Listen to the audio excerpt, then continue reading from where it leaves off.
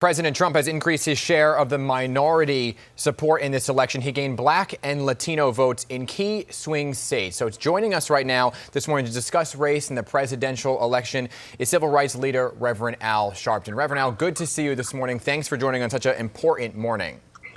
Good morning. Good morning. So, Reverend Al, I want to begin with the fact that the presidential race as we see it this morning is very close. What does that reveal when you look at it about race in America?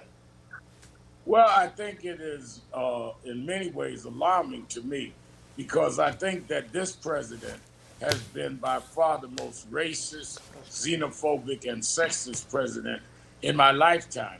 And to see that almost half of the country would tolerate that and actually support him in the middle of his mismanaging a pandemic is nothing short of frightening. Yeah. It also shows we have a lot of work to do in this country. We can now say with no uncertainty that Trumpism is not a fluke. It's a reality. We've got to deal with it, and we've got to confront people that feel the way that they feel it is formidable to let this person operate as the head of state. There have been a lot of terms thrown around over the past 4 years: xenophobic, racist, sexist administrations, right? So when you look at that description, did it all surprise you when you look at some of the vote that President Trump gained here, more Black and Latino voters this time around? Well, first of all, it is interesting, but let's remember two things. One is we don't have all the votes in yet from some of the Black districts in Pennsylvania, and clearly in Georgia, in Fulton County, those are majority Black districts. But even having said that, he has made some gains, even though clearly 8 out of 10 Black men voted against him and almost 9 out of 10 Black women. He has made some gains. A lot of that, I think, is because the Biden administration, the Biden campaign, it may be an administration, did not really, in my opinion, directly deal with the question of his 94 crime bill participation, which me and others protested. And I think that they did not keep going in messaging at knocking that down. And they didn't deal with him being labeled as a socialist in certain Latino communities who have a very dim view of socialism.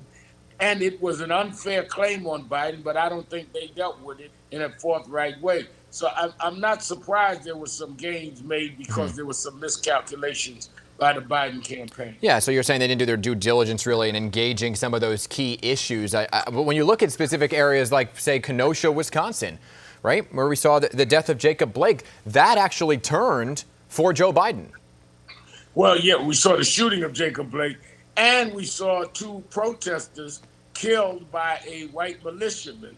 And President Trump came into Kenosha, met with the law enforcement people, didn't even talk to Jacob Blake or his family, and tried to give some kind of veiled rationale for why this militia guy shot and killed 2 people there that were protesters. Kenosha ended up being the city that delivered Wisconsin for Joe Biden. So there's some real karma there in terms of that. And it looks like the districts out in Pennsylvania and in Georgia are mostly Black districts. So in many ways, just like Blacks delivered the primary votes that made Joe Biden the nominee in South Carolina, Blacks may be the deciding factor in these districts in Georgia and Pennsylvania to bring them over the 270 mark in the Electoral College. Yeah, specifically, like you mentioned, Fulton County in Georgia, Philadelphia, where there's still 1 million plus votes to be counted that were mail-in. I want to talk to you about the Latino vote. Specifically in Texas, it seemed like that was the vote that put President Trump over the top. Did that surprise you? It did surprise me. Clearly, with the kind of things that he has been saying about some Latino Americans, including Mexicans and others. But again, I think that you've got to confront these issues if you're running against an incumbent. And I don't think that that it was smart for Biden not to go to Texas. Beto O'Rourke and Julian Castro and others asked him to come. He should have come and addressed those issues. And people feel ignored when you don't have a hands-on and they're watching you on the news every day going to everyone else. I think it was a miscalculation. Yes, especially because Texas really was in play and could have been flipped like we saw in Michigan and Wisconsin. Reverend Al, I want to talk to you about race in America, right? You and I have had this conversation over and over again. No matter who wins the presidency, there is a real deep divide in this country. So no matter who wins here, what needs to happen? Where do we go from here? Say if President Trump loses and Joe Biden wins, what does Joe Biden need to do to kind of heal that racial divide? I think he's got to stand up and deal with that. We need some legislation around policing and voting. We had the big march in Washington in August, and we centered it around the George Floyd Policing Act, and we centered it around John Lewis Voting Act. Why am I saying go there? We cannot make people like us or love us, but we can regulate how they can behave.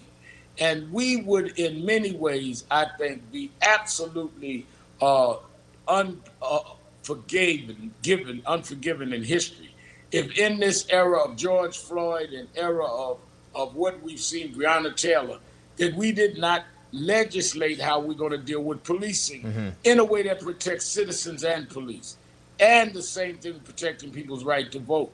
Joe Biden has got to put some substance to the conversation, even in a divided country. And let me say this.